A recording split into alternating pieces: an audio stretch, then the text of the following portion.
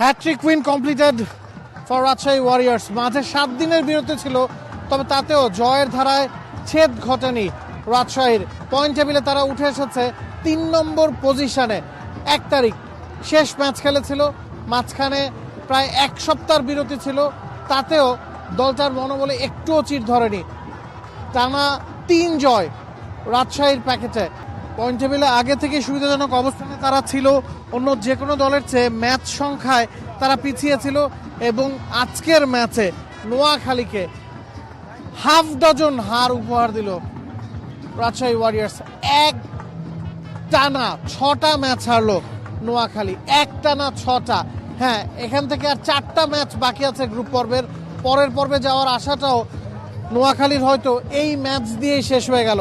তবে তাতে থোড়াই কি আর রাজশাহী শিবিরের, তারা যথেষ্ট খুশি। মাঝখানে বিরতির কথা আমরা বলছিলাম, বিরতিতে কোনো রকমের ছেদ পড়েনি, প্র্যাকটিসের মধ্যে দলটা ছিল এবং মাঠে এসে যেন বোঝাই গেল না লম্বা বিরতির পর তারা খেলতে নেমেছে। রায়ান বার্ল ফিনিশিং টাচটা দিয়েছেন এই দলটাতে। সাহিবজাদা ফারহান চলে গেছেন, নওয়াজ চলে গেছেন, তবে ওই দুজনের জায়গায় যে দুজন এসেছেন তারা কিন্তু পারফর্ম করেছেন আজকের ম্যাচে। মোহাম্মদ ওয়াসিম 60 করেছেন, রায়ান বার্ল একেবারে শেষ পর্যন্ত ক্রিজে ছিল। তো রাজশাহী জানতো কখন কোন বিদেশি আসবে যাবে, সেই অনুযায়ী কিন্তু তাদের রিপ্লেসমেন্টগুলো তৈরি ছিল এবং সেটা তাদের পারফরমেন্সও আসলে বোঝা যাচ্ছে। অন্যদিকে টানা হাফ ডজন হার নোয়াখালী। এই ধরনের হারের বৃত্ত থেকে আপনি বেরোবেন কি করে? আপনার এগেনস্টে অপোনেন্ট রাজশাহী, যারা কিনা এই টুর্নামেন্টের ওয়ান অফ দ্য ফেভারিটস, এই মুহূর্তে 5 ম্যাচের 4টায় জিতে পয়েন্ট টেবিলের 3-এ তারা উঠে এসেছে। এমন দলের সঙ্গে যখন আপনি খেলবেন, ব্যবধানটা স্পষ্ট হতেই হবে।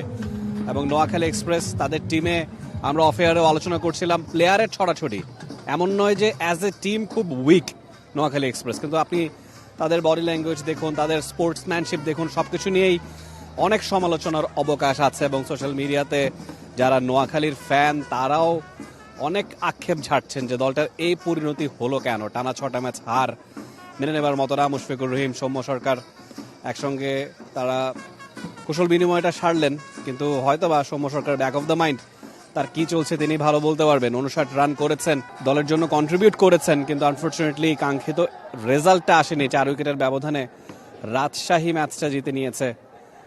এবং এই কথাটা বলতেই হয়, আজকে কিন্তু যে টোটালটা দাঁড় করিয়েছিল নোয়াখালী 151, সেটা দাঁড় করার পর আপনি যখন অপোনেন্ট ব্যাট করছে 12-13 ওভারের সময়ই আপনি যদি এক্সপেক্ট করেন এবং প্রেডিক্ট করে ফেলেন যে কারা জিতবে কারা হারবে, এটা প্রমাণ করে যে আসলে কোথাও একটা বেশ বড় গড়বড় হচ্ছে নোয়াখালী টিমটার, তাই নয় কি? ধরুন, নোয়াখালী দলটা এই প্রথম এবারের বিপিএল টুর্নামেন্টে 150 রানের কোটা পেরোলো। এর আগে তারা 150 রানই করতে পারেনি। যে ধরনের উইকেটে খেলা হচ্ছে, আপনি অন্তত 150 রান না করলে ম্যাচ জিততে পারবেন না। আজকে সৌম্য সরকার ভালো একটা ইনিংস খেলেছেন, 59 রান করেছেন। সাদা দীপুকে তারা ব্যাক করিয়েছে, তিনি 30-এর ঘরের একটা ইনিংস খেলেছেন। মোহাম্মদ নবীর কাছ থেকেও কিছু কন্ট্রিবিউশন পাওয়া গেছে। তবে শুরুতে তারা একটু স্লো ছিল, শুরুতে যেহেতু তাদের ব্যাটিং ক্লিক করছিল না, তারা একটু রয়ে শয়ে খেলেছে। শেষের দিকে গিয়ে, শেষ 10 ওভারে গিয়ে কিন্তু তারা রান তুলতে পারেনি। প্রথম 10-এ সম্ভবত 74-75 রান ছিল। শেষ 10-এ আপনি এক্সপেক্ট করবেন যে ওখান থেকে হাতে উইকেট আছে 7-8টা, আপনি 100 রান করবেন, কিন্তু শেষ 10 ওভারে কিন্তু তারা 70-75 রানই করতে সক্ষম হয়েছে।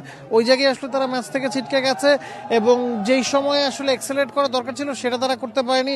রিপন মন্ডলকে ক্রেডিটটা দিতে হবে, বিনুরাফ আনন্দকে ক্রেডিট দিতে হবে যে শেষ 4 ওভারও তারা দুর্দান্ত বোলিং করেছেন। এমনকি উইকেট থাকার পরও শেষ 4 ওভারে তারা 40 রান তুলতে পারেনি। মোহাম্মদ ওয়াসিম মাত্রই এসেছেন, এসে আউটস্ট্যান্ডিং একটা নক খেলেছেন। আমরা জানি ILT20-তে তিনি দারুণ পারফর্ম করেই এসেছেন এবং সেখানে সেকেন্ড হাইয়েস্ট রান গেটার, সেই ফর্মটাই ধরে রেখেছেন। এবং আমরা বলছিলাম যে রাজশাহী দলটাতে লুপহোলস কম এবং যেই জায়গায় তাদের গ্যাপগুলো আছে সেগুলো বিদেশিদের দিয়ে তারা খুব ভালো মতো পূরণ করেছে এবং কে কখন আসবে যাবে সেটার হিসাব করে তারা দলটা সাজিয়েছে এবং সেটার ফলই তারা পাচ্ছে।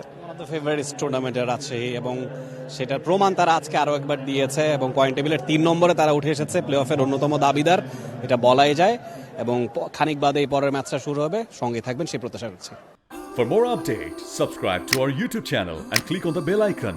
Follow us on Facebook and Instagram. Download T-Sports app to enjoy exciting games and highlights. Visit tsports.com.